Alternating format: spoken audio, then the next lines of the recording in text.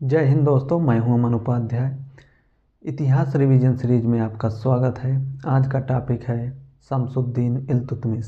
शमसुद्दीन इल्तुतमिश एक इल्बारी तुर्क था। इसके पिता का नाम इलाम खान था। बचपन से ही इल्तुतमिश बहुत ही होनहार एवं सुंदर था। उसके भाई उससे बहुत ईर्ष्या करते थे। एक रोज जब उसके पिता घर पर नहीं थे, उसके भाइयों ने उसको दासों के व्यापारियों के हाथों बेच दिया।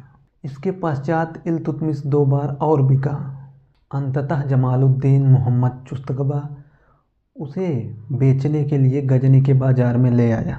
मोहम्मद गोरी उसे खरीदना चाहता था, किंतु अत्यधिक मूल्य की वजह से वह उसे खरीद नहीं सका। उसके बाद मोहम्मद गोरी ने इल्तुतमिश के क्रय विक्रय पर गजनी के बाजार में प्रतिबंध लगा दिया था। उसके बाद उसे दिल्ली लाया गया, जहाँ पर कुतुबुद्दीन ऐबक ने अन्हिलवाड़ की लूट से 1197 ईस्वी में इल्तुतमिश को खरीद लिया। उसने इल्तुतमिश के साथ तमगाज रूमी को भी खरीदा था।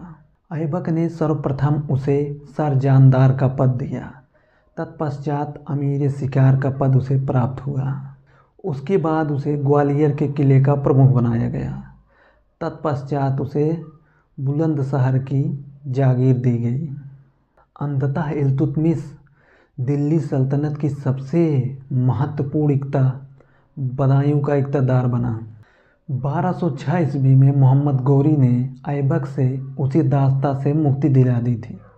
अतः जब वह शासक बना तो वह गुलाम न रह गया था। इल्तुतमिश 1211 ईस्वी में दिल्ली की गद्दी पर बैठा। उसने लाहौर की जगह दिल्ली को राजधानी बनाया। वह प्रथम सुल्तान था जिसने दिल्ली को राजधानी बनाया था। इल्तुतमिश को दिल्ली सल्तनत का वास्तविक संस्थापक माना जाता है। जब इल्तुतमिश दिल्ली सल्तनत की गद्दी पर काबिज हुआ तो उसके सामने कई समस्याएं थीं। मुइज्जी और कुतुबी अमीर उससे जलते थे एवं उसका विरोध करते थे। उसने उनकी काट के लिए तुर्कान चिहलगानी का गठन किया। तुर्कान चिहलगानी 40 शमसी सरदारों का एक गुट था। इसके अलावा एल्दौज और कुबाचा उसके राह की सबसे बड़ी कठिनाई थे। गजनी का शासक एल्दौज तो दिल्ली पर अपना अधिकार समझता था। उसने छत्र और दंड इल्तुतमिश के पास अधीनता स्वीकार करने के लिए भिजवा दिए थे।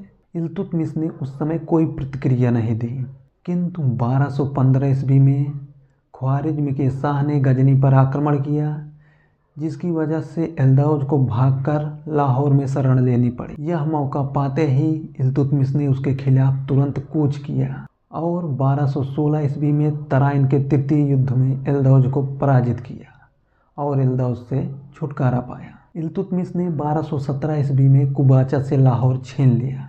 बाद में 1228-29 ईस्वी में अभियान करके उसने कुबाचा से मुल्तान एवं सिंध भी जीत लिया और कुबाचा को सिंध की नदी में डूबकर आत्महत्या करनी पड़ी। अतः इल्तुतमिश ने सिंध और मुल्तान को दिल्ली सल्तनत में मिला लिया। इल्तुतमिश के जीवन में सबसे बड़ा संकट 1221 ईस्वी में आया। चंगेज खान ने ख्वारिज्म पर आक्रमण किया। इस आक्रमण की वजह से ख्वारिज्म के शाह को वहां से भागना पड़ा।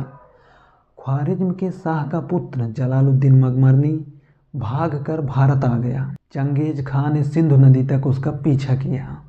जलालुद्दीन मगमरनी ने इल्तुतमिश से सहायता मांगने के लिए अपना दूत आइनुल मुल्क को उसके पास भेजा, किंतु इल्तुतमिश ने समझदारी का परिचय देते हुए उसके दूत को मरवा दिया और उसके पास संदेश भिजवाया कि हिंदुस्तान की हवा आपके लिए अनुकूल नहीं है। इस प्रकार अपनी सूझबूझ एवं समझ से इल्तुतमिश ने नवस्थापित तुर्की साम्राज्य को नष्ट होने से बचा लिया, क्योंकि अगर चंगेज खां भारत पर हमला कर देता तो मुश्किल ही था कि इल्तुतमिश नवस्थापित तुर्की राज्य को चंगेज खान से बचा पाता, क्योंकि उस समय चंगेज खां के सामने बड़े बड़े साम्राज्य ताश के पत्तों की तरह ढह गए थे। अब हम इल्तुतमिश के अभियानों की बात कर लेते हैं। 1226 ईस्वी में इल्तुतमिश के पुत्र नासिरुद्दीन महमूद ने लखनऊती को जीता। 1229 ईस्वी में नासिरुद्दीन महमूद की मृत्यु हो गई। उसका मकबरा सुल्तानगढ़ी में स्थित है, जिसकी वजह से 1230 ईस्वी में इल्तुतमिश को लखनऊती को पुनः विजित करना पड़ा।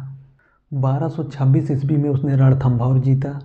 1227 ईस्वी में उसने परमारों की राजधानी मंदोर को जीत लिया। 1228-29 में उसने जालौर के शासक उदय सिंह को कर देने के लिए बाध्य किया। 1232 ईस्वी में उसने ग्वालियर को मंगलदेव से जीत लिया। उसके एक सरदार नुसरानुद्दीन तायसी ने कालिंजर को विजित किया। 1236 ईस्वी में उसका अंतिम अभियान बामियान पर हुआ। इसी अभियान के बाद इल्तुतमिश की मृत्यु हो गई 1236 ईस्वी में। नागदा के गुहलितों तथा गुजरात के चालुक्यों से वह पराजित हुआ। अब हम इल्तुतमिश की उपलब्धियों की बात कर लेते हैं। इल्तुतमिश पहला सुल्तान था जिसने दिल्ली के दोआब की महत्वता को समझा और उसको 2000 इक्तों में बांट दिया। इल्तुतमिश पहला तुर्क सुल्तान था जिसने इक्ताओं का आवंटन किया। इल्तुतमिश ने व्यवस्थित रूप से इक्ताओं का आवंटन किया। उसने केंद्र में एक सेना भी रखी। इल्तुतमिश पहला तुर्क सुल्तान था जिसने शुद्ध अरबी सिक्के चलाए।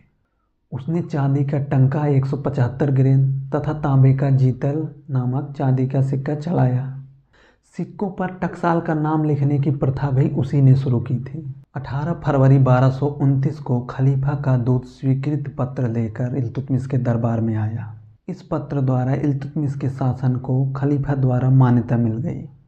अतः अब इल्तुतमिश बगदाद के खलीफा से मान्यता प्राप्त शासक हो गया था। फारसी परंपराओं एवं रीति रिवाजों को अपनाने वाला इल्तुतमिश पहला सुल्तान था। उसने अपने पुत्रों की शिक्षा के लिए 2 पुस्तकें आदाबुस्सलातीन एवं मासिरुस्सलातीन मंगाया था। इल्तुतमिश बहुत न्यायप्रिय शासक था। उसने अपने महल के बाहर संगमरमर के 2 शेर बनवा रखे थे जिनके गले में घंटियों से युक्त जंजीरें लगी होती थी। कोई भी व्यक्ति उन जंजीरों को हिलाकर उससे न्याय की मांग कर सकता था और इल्तुतमिश उसको न्याय देता था। इल्तुतमिश के दरबार में रहने वाला नूरुद्दीन मोहम्मद औफी ने जवाम उल हिकायत की रचना की। सर्वप्रथम इसी पुस्तक में चुंबकी कंपास का विवरण मिलता है। कुतुबुद्दीन ऐबक ने कुतुब मीनार की केवल 1 मंजिल बनवाया था। इल्तुतमिश ने इसमें 3 मंजिलें और जोड़ दी। अतः अब कुतुब मीनार कुल मिला के 4 मंजिल की हो गई थी। बाद में बिजली गिरने की वजह से 4थी मंजिल नष्ट हो गई थी। उसके बाद 2 मंजिलों का निर्माण फिरोज शाह तुगलक ने करवाया था। इस प्रकार आज जो कुतुब मीनार हमें दिखता है 5 मंजिला, इस प्रकार पूर्ण हुआ था। इस वीडियो में इतना ही। आप चैनल को लाइक सब्सक्राइब शेयर करते रहिए, वीडियो को अपना प्यार देते रहिए। हम मिलते हैं अगले वीडियो में। जय हिंद। मैं अमन उपाध्याय।